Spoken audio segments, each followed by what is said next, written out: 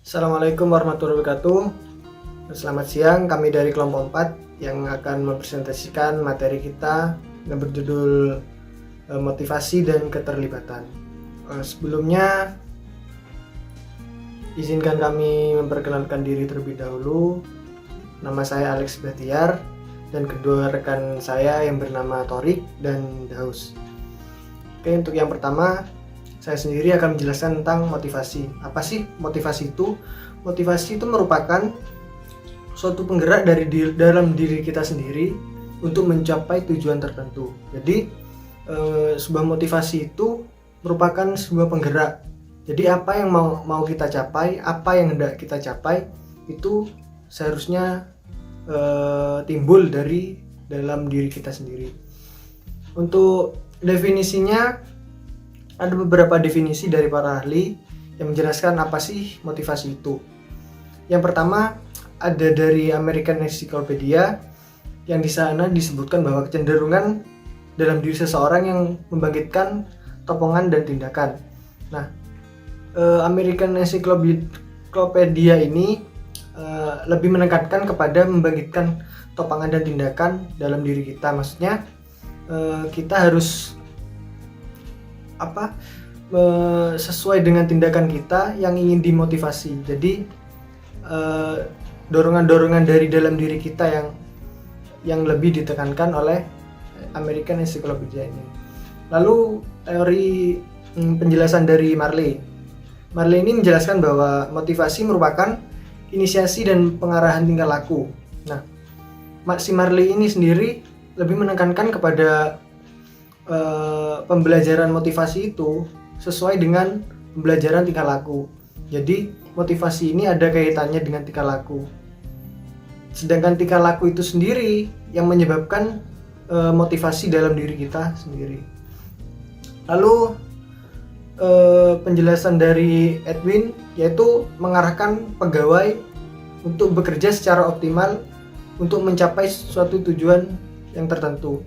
Jadi si Edwin ini lebih menekankan kepada motivasi dalam organisasi sebuah perusahaan seperti itu. Jadi ditekankan lagi bahwa motivasi ini lebih ditujukan kepada para pegawai dengan tujuan mencapai suatu tujuan yang diinginkan seperti itu. Oke, yang selanjutnya adalah teori motivasi. Teori motivasi sendiri ada dua yang terkenal, yaitu teorinya Maslow dengan teorinya Herzberg. Jadi untuk teorinya Maslow sendiri yaitu mengemukakan bahwa pada dasarnya semua manusia itu memiliki kebutuhan pokok, dan ia menunjukkan dalam 5 tingkatan yang berbentuk piramid. Orang memulai dorongan dari tingkat terbawah. Dari 5 tingkat kebutuhan itu disebut dengan hierarki kebutuhan Maslow, yang dimulai dari kebutuhan biologis dasar sampai psikologis yang lebih kompleks. Dari kebutuhan tersebut ada peringkat-peringkat yang menjadi penentu tindakan yang terpenting, yaitu yang pertama ada kebutuhan fisiologis, ada kebutuhan rasa aman, kebutuhan akan rasa cinta dan memiliki, lalu kebutuhan akan penghargaan, dan kebutuhan aktualisasi diri. Nah, dari beberapa kebutuhan ini, kebutuhan yang terpenting itu yaitu fisiologisnya, yaitu termasuk rasa lapar, rasa haus, dan sebagainya. Lalu teorinya motivasi Herzberg, ada 2 jenis faktor yang mendorong seseorang untuk berusaha mencapai kepuasan dan menjauhkan diri dari ketidakpuasan. 2 faktor itu disebut faktor intrinsik dan ekstrinsik. Nah untuk faktor ekstrinsik sendiri yaitu memotivasi seseorang untuk keluar dari ketidakpuasan, termasuk di dalamnya adalah hubungan antar manusia, imbalan, kondisi lingkungan, dan sebagainya. Lalu untuk faktor intrinsiknya sendiri yaitu memotivasi seseorang untuk berusaha mencapai kepuasan, yang termasuk di dalamnya adalah achievement, pengakuan, kemajuan, kehidupan, dan sebagainya. Nah, Untuk yang selanjutnya akan dijelaskan oleh rekan saya. Baik, di sini saya akan menjelaskan tentang slide di nomor 4, yang mana di situ menjelaskan tentang implikasi pemasaran dari motivasi. Apa sih implikasi itu? Menurut KBBI Bahasa Indonesia, implikasi yaitu keterlibatan pemasaran tersebut.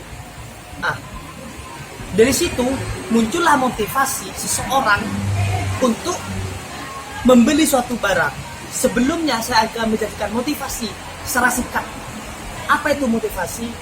Motivasi yaitu dorongan seseorang untuk membeli suatu barang tersebut. Nah, di sini menurut Abraham Sperling mengemukakan bahwa motif adalah suatu kecenderungan untuk beraktivitas dimulai dari dorongan dalam diri dan diakhiri dengan penyesuaian diri. Setelah itu, menurut Miniat dan Blackwell, yaitu faktor-faktor yang mempengaruhi motivasi konsumen terhadap keputusan membeli, yaitu pertama produk, yang kedua harga, yang ketiga yaitu pelayanan, dan yang keempat yaitu lokasi. Nah, sebelum kita menentukan harga suatu produk tersebut, maka kita harus terlebih dahulu mengetahui tentang produk yang ingin saya beli.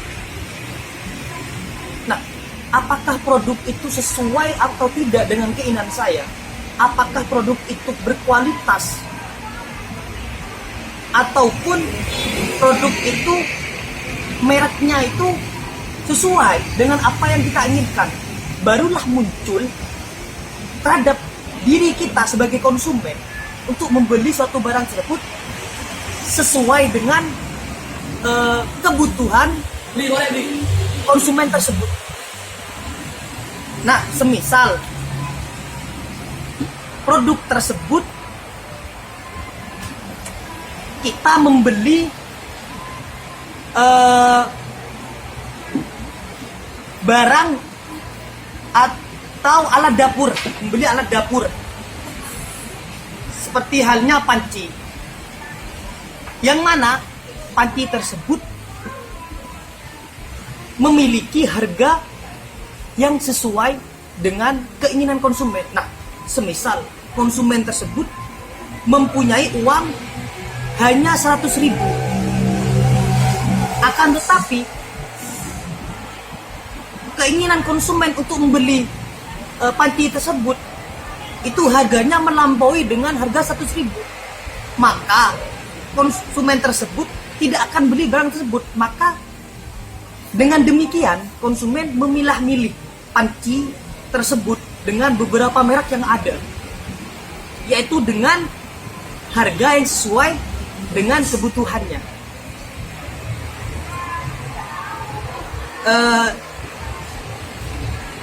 Dengan kebutuhan, nah semisal gini dah, suatu produk tersebut banyak kita jumpai di toko-toko,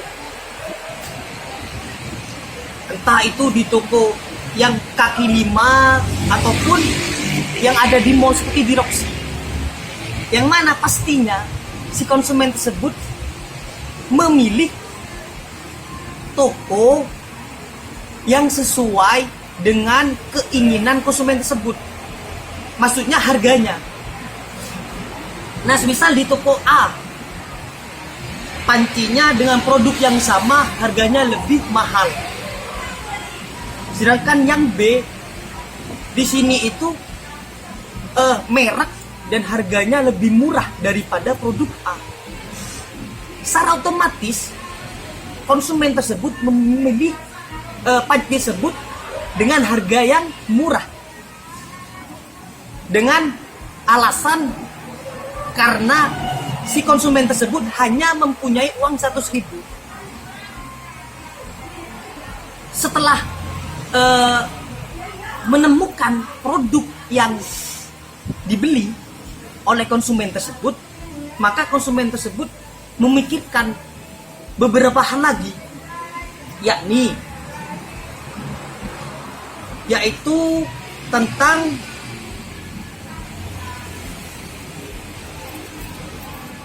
penetapan harga,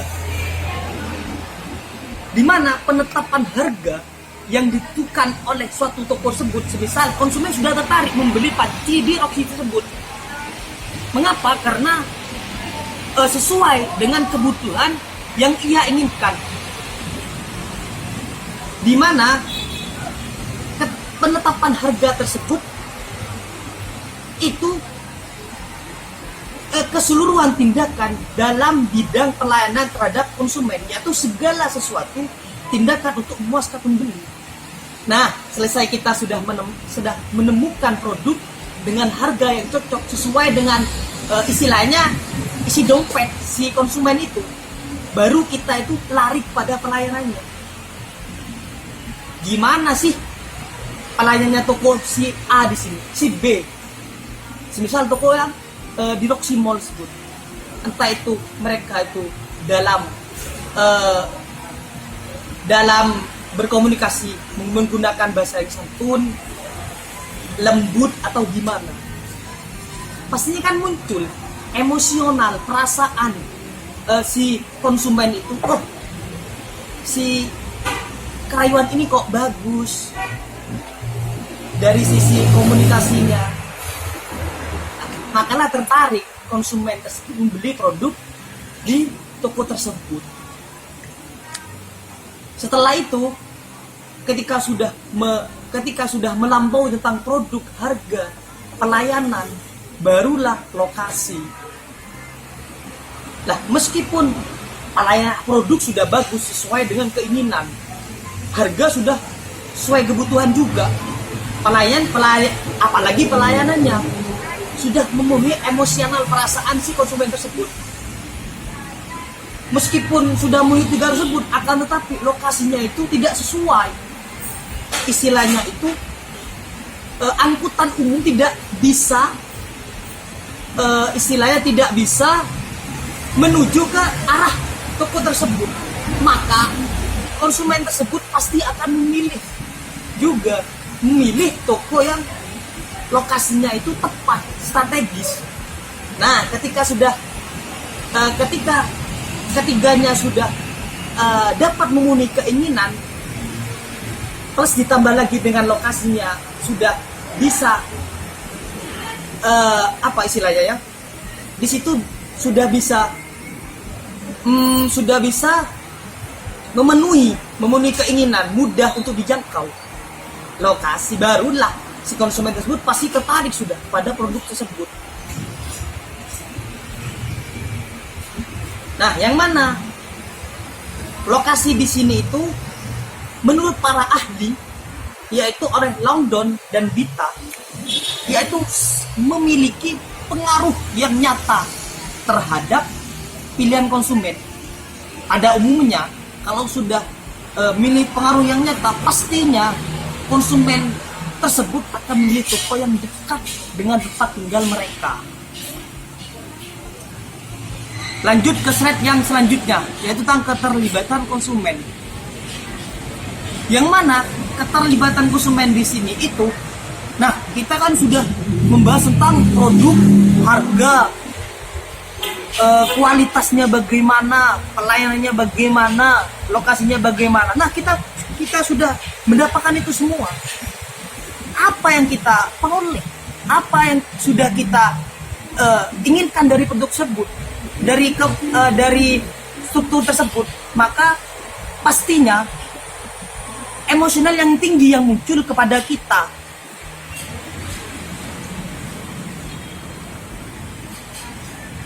Sehingga jika keterlibatan suatu produk yang sudah kita beli itu terhadap produsen itu mempunyai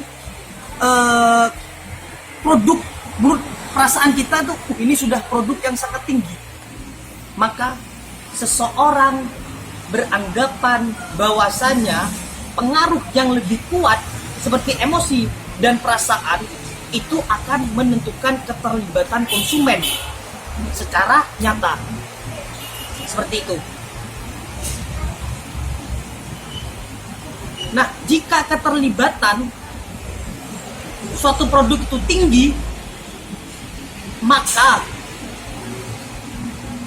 status motivasi yang menggerakkan serta mengarahkan proses kognitif dan perilaku konsumen pada saat mereka buat keputusan. Nah, misalnya di sini nih, di makalah saya sudah ditatupkan, yaitu konsumen yang terlibat dengan, semisal di sini bukan kamera,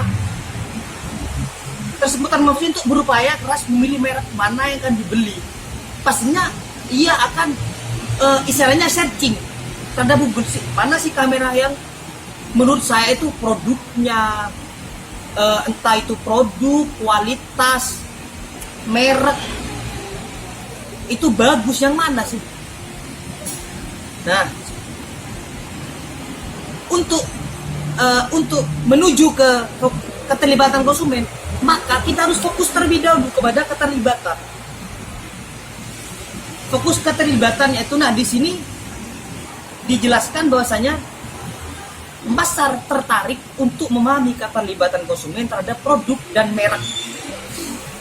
Nah, misal gini ya, ada teman saya itu membeli barang subsidi baju mereknya Greenlight. Pastinya menurut konsumen yang beli, ini produk kok bagus sih, ini produknya kok bagus sih, maka si konsumen tersebut sebelum melibatkan kepada produsen, ia akan menanyakan terlebih dahulu kepada seorang yang memakai baju Greenlight tersebut. Entah yang pertama itu bahannya pakai bahan apa, nah kalau dipakai itu adem atau panas. Ketika saya menanya kepada teman saya itu, terus teman saya menjawab, ini bahannya bagus, dipakai juga enak, harganya mungkin menurut saya standar lah, mungkin dari itu. Maka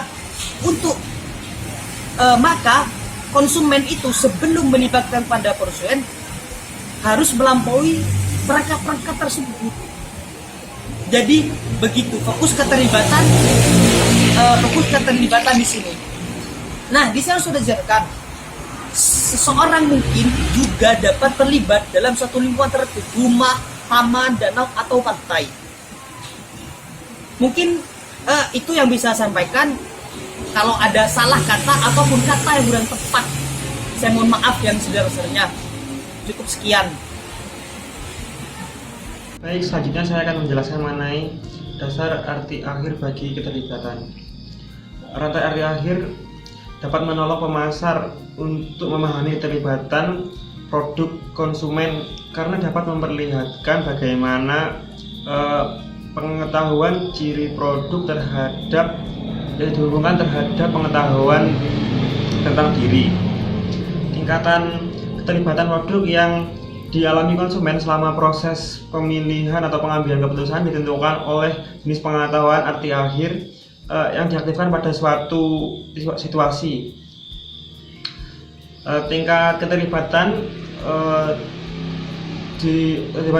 direlevansikan pribadi produk tergantung pada dua aspek rantai arti akhir yang diaktifkan. Yang pertama yaitu pentingnya atau relevansi pribadi bagi arti akhir bagi konsumen. Yang kedua adalah kekuatan hubungan antara tingkatan pengetahuan produk dan tingkatan pengetahuan pribadi. Selanjutnya adalah faktor-faktor yang mempengaruhi keterlibatan. Tampilan atas menunjukkan bahwa tingkatan keterlibatan konsumen dipengaruhi oleh dua sumber. Yang pertama adalah relevansi pribadi intrinsik, yang kedua adalah relevansi pribadi situasional. Setiap sumber dapat mengaktifkan atau menciptakan suatu rantai arti akhir yang menghubungkan pengetahuan ciri produk pada konsekuensi dan nilai yang relevan secara pribadi. Relevansi pribadi intrinsik sendiri mengacu pada pengetahuan arti akhir konsumen disimpan dalam ingatan atau pada masa lalu, pengalaman masa lalu terhadap suatu produk, pada suatu mereka saat menggunakan produk atau memperhatikan orang lain menggunakannya pada masa lalu. Selanjutnya adalah relevansi pribadi situasional. ditentukan oleh aspek lingkungan dan fisik sosial di sekitarnya yang dengan segera mengaktifkan konsekuensi dan nilai penting, sehingga produk atau merek yang terlihat secara pribadi menjadi lebih relevan. Misalnya suatu poster potongan harga 60% untuk satu produk makanan kucing, mungkin itu akan disukai oleh pencinta kucing. Mereka berpikir akan menyetop suatu produk makanan kucing tersebut untuk kucing mereka, jadi mereka lebih tertarik untuk membelinya. Selanjutnya adalah beberapa faktor anteseden dari keterlibatan. Penelitian mengenai faktor yang menghasilkan keterlibatan tinggi atau rendah bersifat ekstensif. Oleh karena itu kami hanya akan menyoroti hal-hal pokok saja pada masalah ini, yaitu ada 3. Yang pertama adalah faktor pribadi, yang kedua adalah faktor produk, yang ketiga adalah faktor situasi. Faktor pribadi tanpa mengaktifkan kebutuhan dan dorongan, maka tidak akan ada keterlibatan, dan ini paling kuat apabila produk atau dipandang sebagai jati diri yang mempertinggi. Di sini bisa berarti untuk meningkatkan suatu nilai. Yang kedua adalah faktor produk. Faktor produk tidak dapat menimbulkan keterlibatan dalam diri sendiri. Sepertinya cara konsumen merespon suatu produk itulah yang akan menimbulkan tingkat keterlibatan mereka. Meskipun begitu, karakteristik produk membentuk keterlibatan konsumen. Secara umum keterlibatan besar untuk produk yang memenuhi kebutuhan yang lebih penting. Selanjutnya adalah faktor situasi. Meskipun keterlibatan yang langgeng dapat menimbulkan sebagai ciri yang stabil, keterlibatan situasi instrumental akan lebih berubah seiring dengan waktu atau sepanjang waktu. Keterlibatan situasi tersebut bersifat operasional atas dasar temporer dan akan memudar segera setelah hasil pembelian terpenuhi atau terpecahkan. Selanjutnya adalah bentuk keterlibatan dan hasil. Memperlihatkan bentuk-bentuk yang dapat diambil oleh keterlibatan, dan cara keterlibatan itu menjadi diaspesiasikan dalam perilaku konsumen. Pertama, perhatikan bahwa konsumen dimotivasi untuk mencari informasi yang relevan dan setelah itu dapat mengolahnya secara lebih tuntas apabila keterlibatan itu terbukti tinggi. Begitu pula mereka lebih mungkin untuk dipengaruhi oleh kekuatan argumentasi sebagaimana diberlawanan dengan cara di mana daya tarik diapresiasikan atau divisualisasikan yang digambarkan dengan keterlibatan pesan, jadi mudah dipengaruhi pada akhirnya. Selanjutnya adalah mengukur keterlibatan. Bagian besar karena ketidaksepakatan definisi, maka banyak cara yang diusulkan untuk mengukur keterlibatan. Idealnya bahwa dalam setiap pengukuran harus mencakup kekayaan dari 3 kategori antecedent seperti yang saya jelaskan tadi. Di sini Lauren dan Kapferer ialah yang paling mendekati dan dalam melakukan pengukuran. Yang menarik adalah bahwa mengukur bahwa mereka skala mereka pertama kali dirancang untuk digunakan di Prancis, dan skala ini mengukur dimensi-dimensi ini di mana mereka menggunakan susunan dan kategori yang berbeda-beda. Yaitu ada pentingnya konsekuensi negatif, yang kedua ada probabilitas subjektif, yang ketiga adalah kesenjangan, dan keempat nilaitan. Kepentingannya konsekuensi negatif di sini adalah butir skala mengevaluasi baik kepentingan produk maupun risiko konsekuensi negatif disadari. Jadi itu untuk mengetahui risiko-risiko yang ada, risiko negatif yang ada pada suatu keputusan itu, pada pengukuran yang dilakukannya.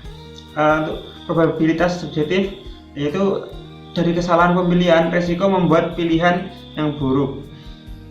Di sini jadi untuk mengetahui mengukur kesalahan pemilihan mengenai risiko-risiko pilihan yang terjadi itu akan menjadi pilihan yang buruk pada sebuah pemilihan.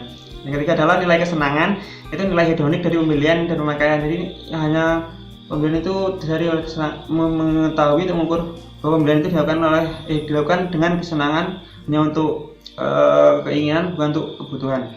Yang selanjutnya adalah nilai TAN atau yang terakhir, jangkauan di mana pembeli dan pemakai membuat pernyataan psikososial mengenai orang yang bersangkutan. Sekian presentasi dari saya, dari kelompok kami. Terima kasih atas waktunya. Waalaikumsalam.